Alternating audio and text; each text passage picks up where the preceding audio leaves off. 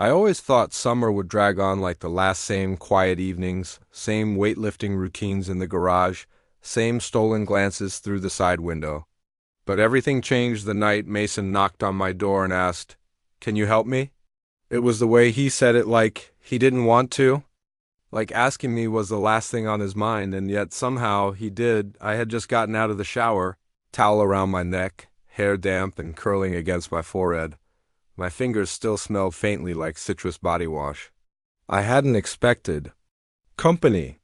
I hadn't expected him. Mason lived in the house right next door, rented the downstairs unit of the duplex his cousin owned. He was the kind of neighbor who kept to himself but wasn't unfriendly. We'd shared enough beers on the porch, swapped tools a few times, and made small talk while mowing lawns. There was always a casual ease between us, familiar but safe.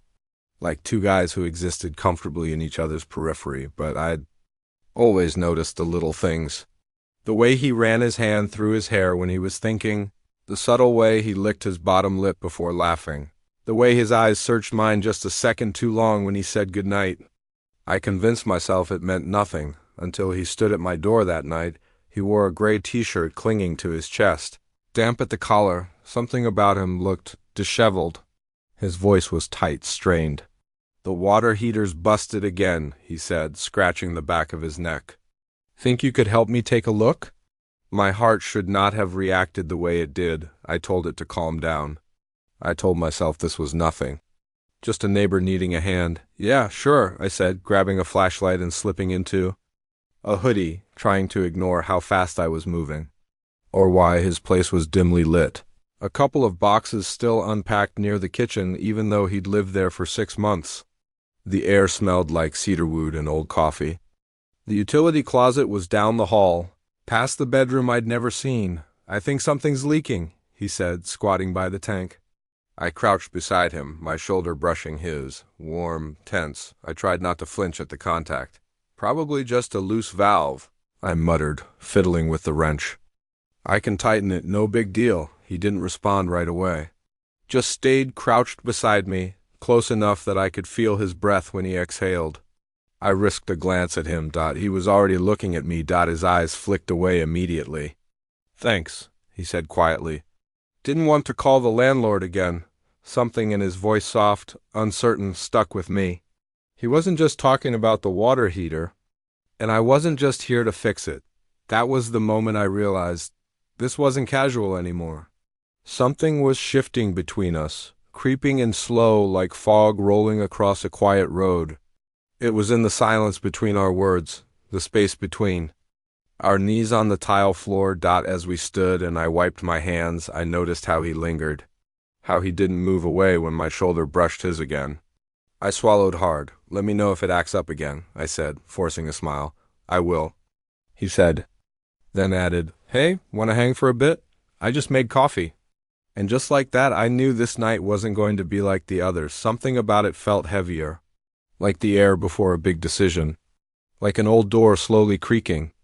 Open. I followed him into the kitchen, my pulse drumming hard in my throat. The moment had started, and I wasn't ready, but I wanted to be. Asterisk Mason and I weren't best friends. We weren't strangers either. We existed in that hazy middle space where comfort and curiosity met, but never touched. We met the week he moved in, a sweaty August afternoon when I saw him struggling to lift a massive flat-screen TV from the back of a pickup truck. I'd been watering the grass, shirt off, earbuds in, and pretending not to notice him, but I did. Of course I did. He waved me over, sheepish. "Hey, man, you mind giving me a hand before this thing crushes my spine?" I shrugged like it was nothing. "Sure, don't want your first day here ending in a chiropractor visit." That was the first time I saw him smile, really smile. It hit harder than I expected. From there, it was small things. Helping him carry furniture, swapping tools when his drill stopped working, sitting out front with beers in hand, talking about work, the weird neighbors, and why our mailman always looked like he hated life. It turned into routine. He started borrowing stuff first. A screwdriver, then a pair of jumper cables, once even a hairdryer for a painting project. "You're the most prepared man I know," he joked once. "You got a flashlight for the apocalypse?" "Two, actually," I replied. and tossed him one. Sometimes he brought over leftovers, usually late at night when I was winding down. "Too much pasta again," he'd say, even though I suspected he made extra on purpose. We'd eat in silence sometimes. Other nights, he'd throw on old rock tracks and quiz me on lyrics like it was a game. "You seriously don't know this song?" he said one night, mouth half full of lasagna. "Man, that's tragic. I grew up on 90s R&B, I countered. "Sue me." "Blasphemy," he muttered with a smirk. That was Mason. Dry humor. Warm eyes. The kind of guy who made you feel like you belonged, even if you were only sitting next to him on a plastic porch chair. Still, there was something else. A current running beneath the surface, like we were both waiting for the other to say something. Neither of us could define. One time, a girl came by his place. Blonde, loud laugh. She stayed late. I saw them through the blinds, her hands on his chest, his smile soft and practiced. I felt something then. A pinch in my gut. I told myself it was nothing. Just surprise. Just curiosity. But the next day, when he passed me on the sidewalk and said, "Morning," I didn't answer right away. He stopped, tilted his head. "You good?" "Yeah," I said too quickly. He squinted. "You sure?" I nodded, brushing it off. "Just tired." He didn't push, but his eyes lingered. I think he knew. Or maybe he didn't. Maybe I just wanted him to. After that, the energy shifted. He wasn't any different, not really, but I started noticing the little things more. The way his voice softened when he said my name. The way he always found reasons to come by. "Got any coffee?" My oven's acting up again. I made too much breakfast. Like he didn't want to be alone, but didn't want to say it out loud either. Then came the night with the couch. I got this old futon from my cousin. He told me, knocking on my door with a grin. But I think it came straight from a medieval torture chamber. "You free to help me drag it out?" "Middle of the night couch surgery," I said. "Count me in." We worked side by side in his living room, trying to maneuver the thing through. A too small door frame. Our arms bumped, our knees knocked. Once I caught him staring when I lifted my shirt to wipe sweat from my neck. "Careful," I teased, raising an eyebrow. "You're staring like you've seen a ghost." He laughed. Cheeks pink. "You're too full of yourself."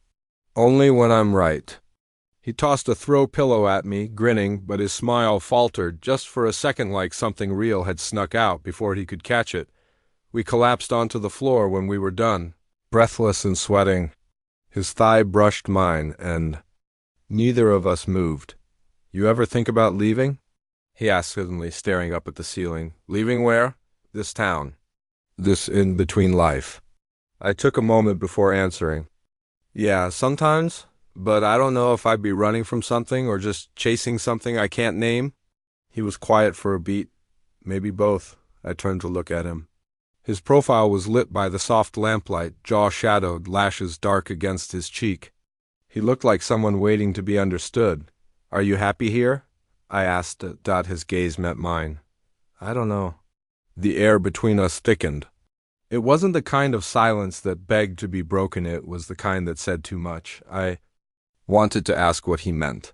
I wanted to tell him that sometimes I dreamed about what it would feel like to hold him.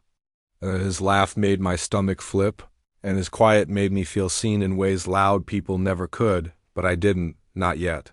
Instead, I let my hand brush his on the floor between us just for a second. He didn't pull away, and maybe that was enough for now. It started with a fuse blowing. Of course it did. Mason showed up at my door late. Again, no power in his apartment, no lights. No Wi-Fi. His phone battery was at 5%. I half expected him to joke about coming over just for my Netflix password, but instead he stood there in the hallway, rubbing the back of his neck, eyes a little tired. "I think the whole panel's out," he said. "I called the landlord. No response. You mind if I crash at your place tonight? Just for a bit till it's back?" I stared at him. He was wearing gray sweats and a loose black tee. His hair was damp, like he'd been in the shower when it all went out. He looked vulnerable in a way I'd never seen before. Not weak, just unguarded. Like something in him had softened and stepped closer without realizing it. "Yeah," I said, my throat dry. "Yeah, of course, come in." He followed me inside and kicked off his slides at the door like he'd done it a dozen times. He had, but never like this. Never to stay. I handed him my charger, tossed him a hoodie from the couch. TV's on.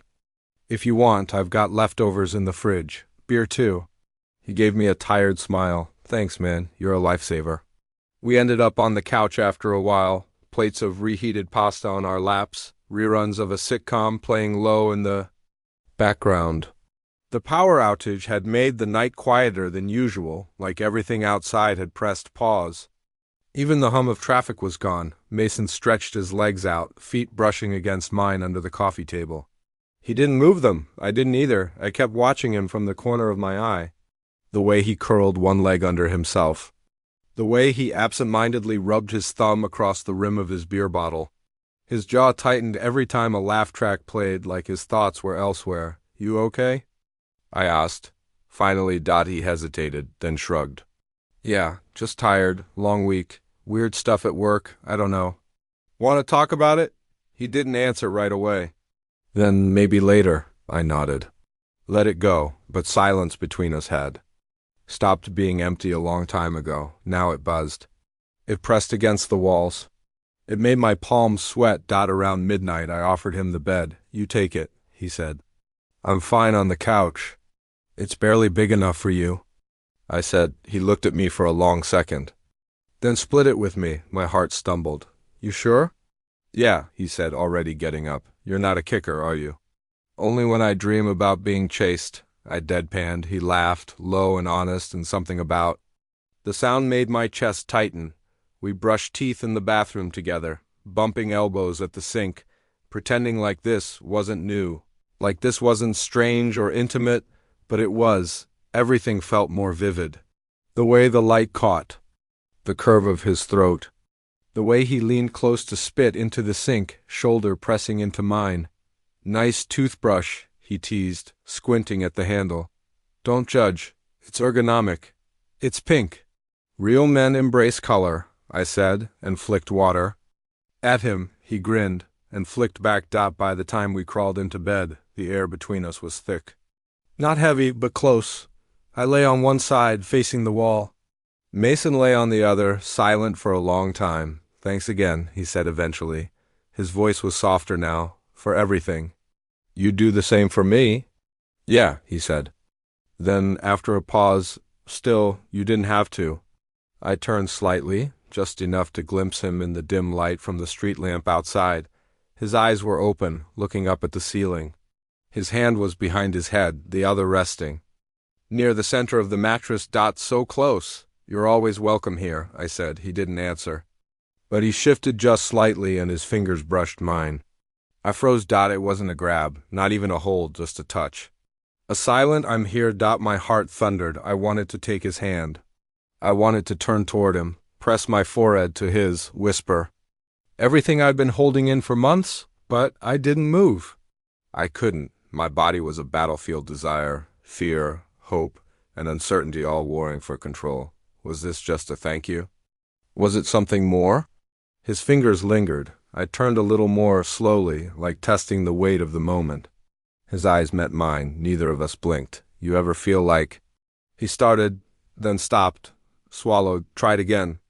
Like something's changing and you're not sure if it's real or just something you want so bad you're imagining it? I swallowed hard. Yeah, all the time. He nodded, barely. Our hands stayed near, not quite touching again, but not apart either.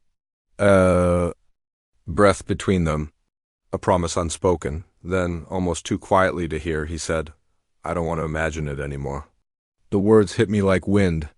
Gentle but unstoppable. I didn't move. I didn't answer. I just lay there, heart racing, breath shallow. Eyes locked on the ceiling, because deep down I knew what he meant, but I was still afraid of what it would mean. Once I let myself say it back, would we still be us? Would everything fall apart? Or had we already crossed the line quietly, slowly, without even realizing it? Mason didn't push. He turned onto his side, back facing me, leaving the question suspended in the dark between us, but as I closed my eyes, I felt it again, his hand, just slightly, pressing against mine, not grabbing, not pulling. Just there. And, That was all it took. Something inside me cracked open. I wasn't ready to answer. Not yet, but I didn't pull away. The next morning, we pretended nothing had happened. Not the brush of fingers. Not the look in his eyes. Not the words he whispered in the dark. Mason woke up before me. I heard him clinking around in the kitchen, making coffee, acting like this. It was just any other Saturday. Like he hadn't said, I don't want to imagine it anymore. I lay there staring at the ceiling, arms still outstretched where our hands had touched. It had taken everything in me not to grab him last night. Not to roll over and bury my face in his chest and say, I feel it too. I've always felt it, but fear is a loud thing, and mine had a voice that told me, if you move too fast, you'll lose him. Still, by the time I walked out of my room, Mason had already brewed a second cup for me. He handed it over like a peace offering. Or maybe a question. Morning, he said, voice scratchy with sleep. Morning, I replied, fingers brushing his as I took the mug. Sleep okay? He gave a small shrug. Took a while, but yeah. We sat on the couch again, feet up, shoulders just a breath apart. Outside, the sun was soft and gray, not stormy, but quiet like it knew not to intrude. For a long time, we just sipped coffee. Neither of us mentioned what hung in the air. I finally broke the silence. So, power come back on? He nodded. Got a text from the landlord. Should be fine now. I expected him to say he was heading back, that he'd pack up and go next door, and this would all slide into memory, into that weird place where unspoken things go to die. But he didn't move. Instead, he looked at me. Not a glance, not a casual look, a full-on stare, like he was weighing something heavy in his chest and deciding whether to drop it between us. What you said last night. I started, but my throat went dry. You meant that, right? He sat, his coffee down slowly. His knee bounced once, twice, then stilled. Yeah, he said. I did. My stomach flipped. I stared down into my cup like the coffee might give me courage. I didn't know how to respond, I admitted. Not because I don't feel anything, I just didn't expect it. Not from you, not really. He exhaled, a short laugh, but it wasn't mean. Yeah, that's the point, isn't it? I didn't expect it from me either. I looked at him then, fully. His jaw was tight. His hands were clasped between his knees, but his eyes, they were raw. Honest. How long? I asked. He gave a small, embarrassed smile. I don't know. Weeks? Months? It just kind of built. And I thought maybe I was reading into things. Maybe it was just me being lonely or stupid. But then I started looking for reasons to see you, to talk to you. He paused. Then last night, when we were lying there, in your hand, you didn't move it, and I knew. I swallowed the lump rising in my throat. You weren't imagining it. Mason looked at me, still and silent, like those 4 words cracked. Something open in him. He shifted closer, cautiously, like he didn't want to spook whatever fragile thing sat between us. His voice dropped. Then why didn't you say anything? I was scared, I whispered. Scared it would change everything. That I'd lose you. His hand moved, almost unconsciously, resting near my thigh. Not touching, but close. Always. Close? You already had me, he said softly, and just like that. The walls I'd spent years building buckled. I've thought about it, I said, voice cracking. About you. About what it'd feel like to be more than just the guy next door. But I kept telling myself you wouldn't want that. That maybe I was just projecting. His fingers brushed mine again. This time I took his hand. It felt right. Familiar, like coming home to something I didn't know I'd been missing. I want this, he said, voice steady now. I don't know what it looks like yet or what happens after this moment, but I want it with you. I looked down at our hands, how easily they fit together. I do too, I said. God, I do too. He leaned in then, not fast, not impulsive. But like he was asking permission without using words, our foreheads touched first, gently, like we needed that moment of stillness before everything changed. I could feel his breath on my lips, warm and uneven. I closed the distance. Our first kiss wasn't perfect. It was hesitant, shaky, 2 people who'd never kissed each other, but had wanted to for far too long, but it was real, and it made the world slow down. He tasted like coffee and uncertainty, and everything I'd ever been afraid to say out loud. When we pulled apart, he smiled in that quiet, crooked way he had. Okay, he whispered. Okay. I echoed, and everything wasn't figured out. We didn't have some grand plan, no declaration of love, no sweeping music in the background. But there was clarity, honesty, and something new blooming where fear used to live. We stayed like that for a while, knees touching, fingers still intertwined. I rested my head against his shoulder, and he leaned into me like we'd been doing. This forever. Later he laughed softly and said, "So, I guess you're the big spoon," I smirked. "Don't get cocky, you're taller." "Barely enough." We sat there, teasing, but every word was soaked in warmth. The kind of ease that came from finally stepping into truth. Eventually he whispered, "You think this'll mess things up?" I thought for a moment, then said, "I think it'll change things, but not mess them up. I'd rather change with you than stay the same without you." He nodded against me. "Yeah, me too." And in that quiet apartment with the sun finally rising and our coffee growing cold, I realized something. This wasn't the end of a moment. It was the beginning of everything. The hours after our kiss passed in a kind of golden blur, soft light, soft voices, everything warm and real in a way I hadn't dared to imagine before. Mason didn't rush to pull away, and I didn't try to overthink it. We just stayed close. Like the quiet between us had transformed into something else now, something that held us together instead of keeping us apart. He lay back on the couch, arms stretched behind his head, his other hand still linked with mine. I couldn't stop looking at him, not in that way where you try to memorize someone's face, but in the way where you realize you're seeing them clearly for the first time. He caught me staring and smirked. "You good?" I raised an eyebrow. "Am I good?" I kissed my neighbor, and now we're holding hands on a Saturday morning. "I don't know what you'd call that. Enlightenment?" He laughed, really laughed, and then looked at me with something softer behind his eyes. "I'm glad you didn't pull away last night. That would have wrecked me." "I almost did," I admitted. "Not because I didn't want to, but because I wanted to so much." His smile faded, replaced with something more serious. "Yeah, I get that." We fell quiet again, but this time it was the good kind. The kind that lets your heartbeat settle, lets your thoughts stop spinning. I leaned my head against his shoulder. He didn't move. Instead, he laced our fingers together again. It felt easy, like something we'd done before in another life. After a while, he asked, "So, what happens now?" The question didn't scare me like I thought it would. "I don't know," I said honestly, "but I want to find out with you." He exhaled like he'd been holding that breath in for weeks. Same.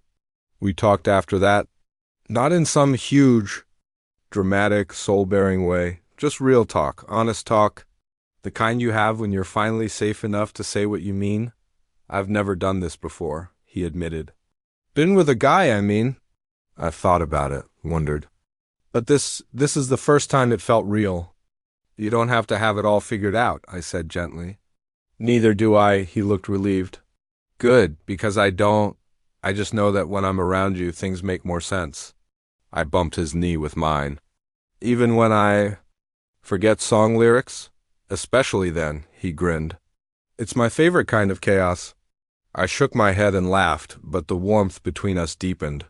It wasn't just the flirting or the nearness, it was the way we'd stopped pretending. The way he let himself be vulnerable now, and the way I wanted to protect that. We didn't leave the apartment that day. We didn't need to. We shared breakfast, leftover eggs and toast he slapped together while I stood beside him in the kitchen. Still shirtless, still grinning like an idiot. When I reached past him to grab the pepper, he didn't move. Our arms touched. Our hips brushed. He didn't pull away. "Don't think I didn't notice you eyeing me this whole time," he said, raising an eyebrow as he flipped an egg. I smirked. "You think I just started?" His face flushed. "Okay, fair." After we ate, we ended up back on the couch, his legs resting across mine, his head tipped back, eyes closed. I couldn't help running my fingers lightly down his forearm. "You're doing that thing," he murmured without opening his eyes. What thing? That thing that makes it impossible to think straight. I grinned. Good, you shouldn't think straight. His eyes opened slowly, gaze locking with mine. You're such a dork. Yeah, I said, but I'm your dork now. He rolled his eyes, but the corner of his mouth lifted. Yeah. You are. We didn't say we were boyfriends. We didn't label it, but we didn't need to. The way he reached for my hand. The way I tucked his hair behind his ear when it fell over his eyes. The way we sat close, like there was no longer a need for distance. Those were the things that told me, this was real, and it was just beginning. Eventually I asked, what about tomorrow? What if it gets weird? What if, he stopped me with a gentle squeeze of my hand. Then we talk about it. We figure it out. One day at a time? I nodded, heart easing. Okay. Then he leaned in again, forehead resting against mine. But tonight, he whispered, let's not think about tomorrow. I closed my eyes. Deal. Asterisk, 3 days later, Mason brought over a toothbrush. He didn't say anything about it, just dropped it in the cup beside mine in the bathroom like it had always belonged there. But I noticed, of course I noticed, it was red, bold, and new. And sitting beside my faded blue one, it looked like a quiet little flag. Like a sign that said I'm not going anywhere. We hadn't talked much about labels. Neither of us felt the need to. What mattered wasn't the title, it was the feeling. The way he touched my back now when he passed behind me in the kitchen. The way I instinctively reached for his hand when we crossed the street. The way he looked at me like the silence between us finally made sense. That night he fell asleep on my couch again, this time halfway through a movie. I was watching him more than the screen, his lashes soft against his cheek, one leg bent, his fingers loosely curled beneath his chin. I knew I could wake him, walk him next door, pretend like the night was over, but in single quotes dud. Instead, I grabbed a blanket, draped it over him, then sat beside him and watched the rest of the movie in the quiet warmth of a home that finally felt full. When the credits rolled and the soft glow of the TV lit the room, he stirred. You stayed up? He mumbled, still groggy. Didn't want to move you. He blinked, stretched, then smiled. You could have just crawled under the blanket too, you know. I did exactly that, as I slid beside him and felt his arm curl around my waist like it belonged there. I whispered, You left your toothbrush? Yeah, he said, smirking in the dark. Guess that makes this official. Officially what? Whatever you want it to be, I smiled into his shoulder. Okay, then you're not allowed to disappear in the morning. No plans to, he murmured, pulling me closer. The next weekend, we went to the farmer's market together. He reached for my hand somewhere between the peach stall and the local honey vendor. Not shy, not secretive, just normal. Like he wanted to, and so he did. People didn't stare, or if they did, we didn't notice. We were too busy arguing about whether to buy lemon thyme or regular. Later, as we walked back to the car, he nudged me. So what's the verdict on lunch? I raised an eyebrow. Are you trying to trick me into cooking again? I'm trying to trick you into staying in my kitchen long enough for me to stare at you without getting caught. I grinned. You're terrible at being subtle, he laughed. Yeah, but I'm really good at liking you. It hit me right in the chest, simple, clean, honest. I stopped walking and turned to face him. You're making this really hard for me. His smile faltered. Why? Because I'm falling for you and I don't want to mess it up. He didn't blink, didn't hesitate. Then let's not mess it up, he said. Let's take our time. Let's be scared if we need to be. But let's not stop. And I knew in that exact moment this was something I could believe in, not because it was perfect, not because it was easy, but because it was real. When we got back to my place, he dropped his bag by the door like always, then reached into it and pulled something out, a photo strip from one of those old mall booths. 4 pictures, us making stupid faces, the lighting terrible, the smiles real. He handed it to me. Thought you should have one. I studied it for a second. We look ridiculous, he nudged me with his elbow. We look happy.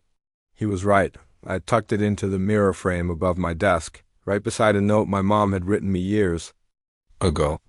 Something about chasing things that felt true. this felt true. That night, we sat on the porch under a sky full of stars. A blanket wrapped around both our shoulders. He leaned into me, voice low. "What happens when things get hard?" I thought for a moment, then answered, "Then we hold on tighter." He smiled, kissed my temple, and whispered, "Deal."